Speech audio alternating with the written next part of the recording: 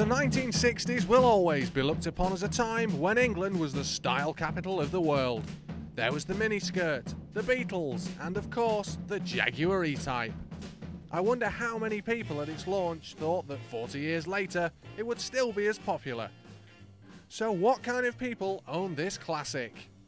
People like myself. I think anybody if they had the opportunity, but it's just enjoying driving them. Obviously you don't use it as your first car, it's just a fun car, but I think a lot of people would like one, but it's garaging them and running them.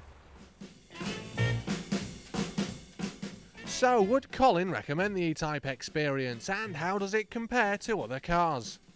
Oh yeah. I think a lot of people would like them, you know, it's just, it's funny actually because when I go and park up, the guys of 60 are the ones that talk to you, because 30 years ago they had them and they were only Jack the Lad then, so yeah, I think anybody'd drive one.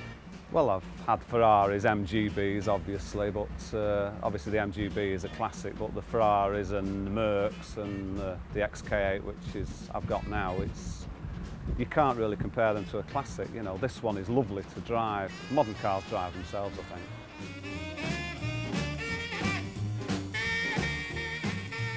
Now, with the car being 40 years old, good examples are going to be hard to find.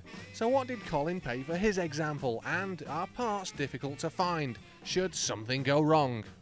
When I bought it, I paid 25 for it, 25 grand, but what it's worth is what people will pay. Like I say, for your Beckhams and people with lots of money, if they want an E-Type and a nice one, they'll give you plenty of money, but it depends.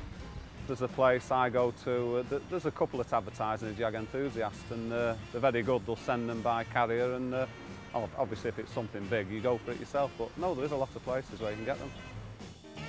Despite its age, the E-Type is still as popular as ever. It might be 40 years old, but its sheer style and presence make it just as desirable now.